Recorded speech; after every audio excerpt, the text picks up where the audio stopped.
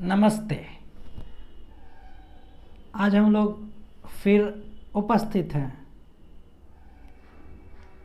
आगे पढ़ने के लिए। अभी हम कहाँ तक पहुँचे हैं बताइए।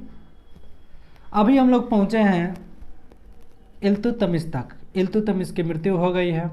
इल्तुतमिश ने अपना उत्तराधिकारी रजिया को घोषित कर चुके हैं और वो बमियान के युद्ध के दौरान बमियान अभियान के तहत तबीयत खराब होने के कारण उसकी मृत्यु हो चुकी है। सन 1211 से लेकर 1236 तक शासन किया इल्तुतमिश ने। उसके मरते ही उसका बड़ा बेटा रुकनुद्दीन फिरोज दिल्ली की गद्दी पर बैठा।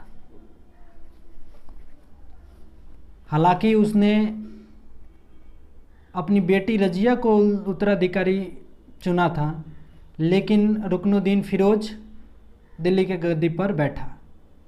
ये बहुत ही विलासी व्यक्ति था।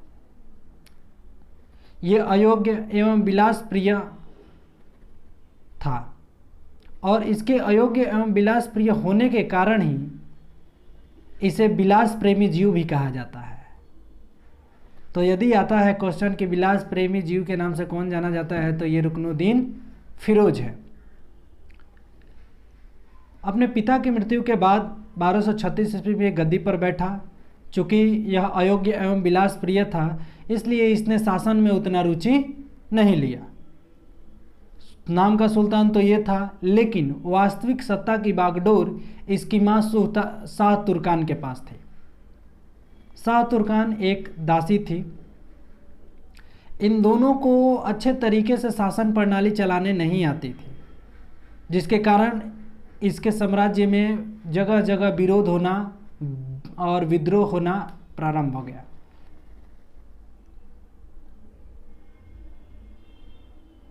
इन विद्रोहों में कुछ विद्रोह ऐसे थे जो कि बिल्कुल कह देते थे कि रुकनुद्दीन फिरोज हम लोगों के सुल्तान, हम उसे मानेंगे ही नहीं।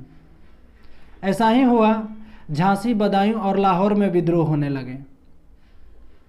जब ये सारी विद्रोहों को, जहाँ विद्रोह होता था, एक बार की बात है कि ये विद्रोह को दबाने के लिए राजधानी से बाहर रुकनुद्दीन फिरोज गया था। उसी वक्त रजिया सुल्तान ने दिल्ली के अमीरों और दिल्ली के जनता के पास लाल वस्त्र धारण करके गई। चूँकि इल्तुतमिश ने एक ऐसा नियम लगाया था कि जिसको भी न्याय चाहिए लाल वस्त्र धारण करके आ जाए। उससे समझा जाता था कि वह व्यक्ति न्याय के लिए आया है। तो रजिया भी लाल वस्त्र धारण करके अमीरों और दिल्ली की जनता के पास गई और कहा कि आपके सुल्तान इल्तुतमिश ने मुझे अपना उत्तराधिकारी चुना था, मगर मेरे भाई ने उस उत्तराधिकार के सिंहासन को अवैधानिक तरीके से अपना लिया है। लीगली इस पर मेरा अधिकार है। आप लोग हमें ये सिंहासन दिलाने में हमारी मदद करें। इधर राजधानी छोड़कर गया हुआ है रुकनुद्दीन फिरोज विद्रोह को दबाने, और यहाँ पर इसकी माँ शाह तुर्कान है दिल्ली में। तो दिल्ली में के मुस्लिम सरदारों, अमीरों और जनता की मदद से उसकी माँ शाह तुर्कान को मार दिया गया। आगे रुकनुद्दीन फिरोज को भी बंदी बनाकर उसकी भी हत्या कर दी गई और इस प्रकार रजिया सुल्तान ने दिल्ली का सिंहासन प्राप्त किया। इसमें अमीरों की बहुत ज़्यादा भूमिका थी रजिया सुल्तान को सिंहासन दिलाने में। ये अमीर जो हम शब्द का यूज कर रहे हैं, ये अमीर शब्द रिच के लिए नहीं है। जैसे आजकल अधिकारी हम लोग कहते हैं, उसी तरीके से उस समय जो बड़े बड़े पद पर, या यूं कहें कि जो सल्तनत पीरियड के अधीन अच्छे पदों पर थे, उन्हें अमीर कहा जाता था। और उसी के साथ सरदार भी रहते थे, उसमें तुर्क सरदार, मुस्लिम सरदार और ये सब थे। तो रजिया सुल्तान को जो सिंहासन प्राप्त हुआ उसमें सबसे ज़्यादा योगदान अमीरों का था। सन 1236 में ही रुकनुद्दीन फिरोज शासन पर बैठा गद्दी पर, और लगभग 6 महीने 7 दिनों तक ही शासन किया था कि उसकी हत्या कर दी गई, और 1236 ईस्वी में ही अगला शासक कहिए या शासिका कहिए रजिया सुल्तान बनी। रजिया सुल्तान का शासन काल 1236 से लेकर 1240 एडी तक था। रजिया सुल्तान भारत की प्रथम महिला शासिका सुल्तान थी। रजिया सुल्तान को उद्मत उल निस्वा के नाम से भी जाना जाता है, रजिया सुल्तान या उद्मत उल निस्वा। चूँकि हमने आपको बताया कि रजिया सुल्तान को सिंहासन दिलाने में सबसे ज़्यादा श्रेय अमीरों को जाता है। जाहिर सी बात है, जब उसके कारण बनी है तो उनको ज़्यादा महत्व भी देगी। इस बात से अन्य तुर्की सरदार जो थे, जैसे निज़ामुल मुल्क जुनैदी, मलिक अलाउद्दीन जानी, मलिक सैफुद्दीन कुची, मलिक इजुद्दीन कबीर खां अयाज, इजुद्दीन सलारी, ये जो लोग थे ये रजिया सुल्तान के प्रबल विरोधी हो गए। अब इन लोगों को दबा पाना थोड़ा सा मुश्किल था, लेकिन रजिया ने क्या किया, इन्हीं लोगों में से इजुद्दीन सलारी और इजुद्दीन कबीर खां अयाज को अपनी तरफ कर लिया और सफलतापूर्वक इस विद्रोह को भी और इस विरोधों को भी कुचल दिया। ये तो संभव ये हो गया। अब रजिया सुल्तान अपना शासन करना प्रारंभ की। रजिया सुल्तान जो थी ये पुरुषों की तरह राज दरबार में जाया करती थी।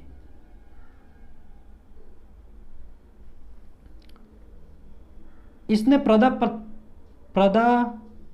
का त्याग कर कुबा और कुलाह पहनकर पुरुषों की तरह राज दरबार में जाती थी और फैसले सुनाती थी। एक सुल्तान की हर तरह से ये काम करती थी, परंतु जो तुर्क सरदार थे जिनको हमने बताया था दल चलीसा, वो लोगों का जो सेंटिमेंट था, दिमाग था, वो लोग सोचने लगे, इसके थोड़ा थोड़ा इसके पीछे षड्यंत्र करने लगे कि एक महिला के इशारे पे हम लोग चलेंगे, एक महिला हमारी शासिका होगी। ये सब बात को लेकर वो लोग इसके खिलाफ षड्यंत्र करने लगे और कुछ लोग मानने लगे कि एक महिला के अधीन हम लोग काम करना ये नहीं समझ पाएंगे, जेन्युइन नहीं समझेंगे। हुआ यूँ कि जगह जगह कुछ विद्रोह होने प्रारंभ हो गए, जिसमें सबसे पहला विद्रोह 1239 ईस्वी में कबीर खां अयाज ने किया। कबीर खां अयाज ने रजिया सुल्तान के खिलाफ 1239 में विद्रोह कर दिया, लेकिन रजिया सुल्तान ने इसे सफलतापूर्वक दबा दिया।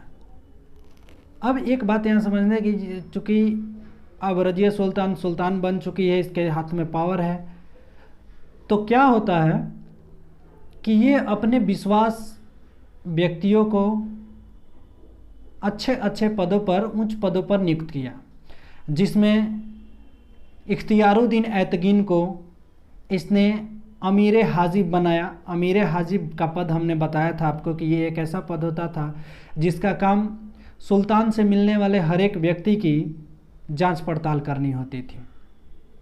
दूसरा, इसने मलिक जमालुद्दीन याकूत को, जो कि एक अबसिनियाई हब्सी था, अमीर आखुर बनाया, यानी अश्वशाला का प्रधान बनाया। इख्तियारुद्दीन अल्तुनिया को ताबर हिंद या तबर हिंद या इसी को भटिंडा कहा जाता है, वहाँ का इक़्तिदार बनाया। अगला, मलिक हसन गोरी को इसने प्रधान सेनापति बनाया। इन लोगों को क्या किया, उसने नियुक्त किया।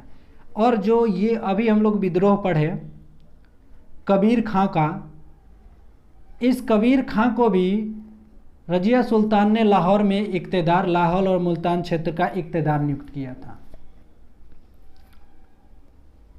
समय बीता 1240 ईस्वी में अल्तुनिया ने भी इसके खिलाफ विद्रोह कर दिया।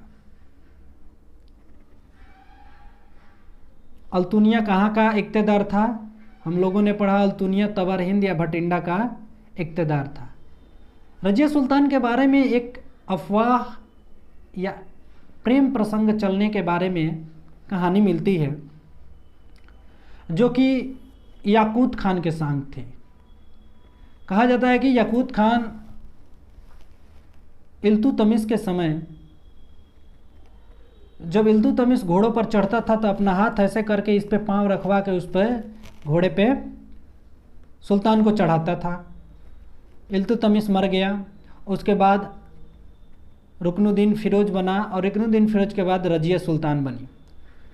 लेकिन ये वैसे ही काम करता था कि जब रजिया सुल्तान घोड़ों पर चढ़ती थी तो अपने हाथ ऐसा करता था, इस पर पांव रख के वो घोड़े पे चढ़ती थी। इसी से कहा जाता है कि रजिया और याकूत खान के बीच अनुचित प्रेम संबंध की कहानी मिलती है। और जब 1240 ईस्वी में भटिंडा में अल्तुनिया विद्रोह करता है तो इसको दबाने के लिए जाता है, रजिया सुल्तान वहाँ जाती है। जब रजिया सुल्तान दिल्ली से अल्तुनिया के पास जाती है उसके विद्रोह को दबाने के लिए, तब तक इधर ऐतगीन याकूत खान की हत्या कर देता है। याकूत खान तो मर गया। उधर रजिया सुल्तान गई तो अल्तुनिया ने उसको बंदी बना लिया। चूँकि अल्तुनिया चाहता था कि हम दिल्ली पर अब मैं शासन करूं, और ये सुल्तान थी, रजिया सुल्तान दिल्ली के शासन हरगिज छोड़ना नहीं चाहती थी, और अल्तुनिया जो था वो चाहता है कि हम दिल्ली सल्तनत पर हम राज करें।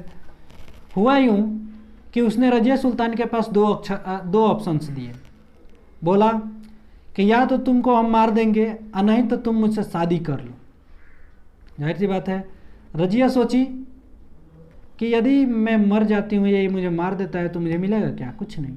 और यदि मैं इससे शादी कर लेती हूँ तो यदि मैं करती हूँ तो दिल्ली का सुल्तान तो मैं ही रहूँगी, पति पत्नी बांटे हुए थोड़े हैं, ये सुल्तान बनेगा तो मैं ही सुल्तान। इस बात को लेकर उन दोनों ने शादी कर ली, अल्तुनिया और रजिया सुल्तान। अब इधर क्या हुआ दिल्ली में, अभी वो लोग वहाँ थे ही, रजिया और अल्तुनिया अभी दिल्ली आने के सोच ही रहे थे कि तब तक इधर दिल्ली के गद्दी पर बहराम शाह बैठ गया। बहराम शाह के बैठते ही उन लोगों ने चाहा कि अब फिर दिल्ली आकर दिल्ली पर हम लोग अपना अधिकार करें। वो लोग आ रहे थे कि रास्ते में कैथल नामक जगह पर रात्रि के विश्राम के लिए रुके थे। वहीं पर बहराम शाह ने कुछ सरदार भेजकर या डाकुओं को भेजकर उन दोनों की हत्या करा दी कैथल नामक जगह पर। इस प्रकार रजिया का भी चैप्टर क्लोज हुआ। इधर शासक कौन बन गया? बहराम शाह। तो आज हम लोगों ने देखा कि रुकनुद्दीन फिरोज और रजिया सुल्तान के बारे में। रुकनुद्दीन फिरोज जो कि इल्तुतमिश का उत्तराधिकारी बना। रुकनुद्दीन फिरोज के बाद रजिया सुल्तान शासक बनी। अब हम एक बार फिर से इन लोगों के शासन पीरियड को रिवाइज कर लेते हैं, क्योंकि बहुत ज़्यादा ही ज़रूरी रहता है, क्रम में सजाने के लिए क्वेश्चन दे देता है। सन 1206 ईस्वी में गुलाम वंश की स्थापना हुई। स्थापना कुतुबुद्दीन ऐबक ने की। उसने 4 साल शासन किया, वो भी बिना सुल्तान बने। सन 1206 से लेकर 1210 तक ये जो काल है, ये किसका काल है? कुतुबुद्दीन ऐबक का। 1206 से 1210। 1210 ईस्वी में उसका बेटा आराम सा शासक बना और 1210 से लेकर 1211 तक आराम शाह रहा। आराम शाह के बाद अगला शासक बना इल्तुतमिश 1211 ईस्वी में, और 1211 ईस्वी से लेकर 1236 ईस्वी तक इल्तुतमिश। इल्तुतमिश के बाद उसका बड़ा बेटा रुकनुद्दीन फिरोज बना, जो कि 1236 से ही 1236 में ही निपट गया, जो लगभग 6 महीने 7 दिन तक शासन किया था। रुकनुद्दीन फिरोज के बाद रजिया सुल्तान बनी 1236 ईस्वी से लेकर 1240 ईस्वी तक। यहाँ तक हमारी कहानी पहुँच चुकी है। इसमें वंशों को भी देख लेते हैं। ये सारा जितना शासन है ये गुलाम वंश के शासक हैं। गुलाम वंश में एक छोटा सा वंश चला जिसको हम लोग कुतुबी वंश कहते हैं, उसका शासक कुतुबुद्दीन ऐबक और आराम शाह थे। आराम शाह के बाद इल्तुतमिश आया। इल्तुतमिश ने एक नया वंश ईजाद किया जिसका नाम शमसी वंश था। शमसी वंश के शासक जो थे वो कौन थे? इल्तुतमिश। इल्तुतमिश के बाद रुकनुद्दीन फिरोज, रुकनुद्दीन फिरोज के बाद रजिया सुल्तान, रजिया सुल्तान के बाद आगे ये काम चलता ही जाएगा। सन 1266 ईस्वी तक शमसी वंश रहा। तो आज के लिए इतना ही। फिर हम लोग अगले वीडियो में बहराम शाह को देखेंगे।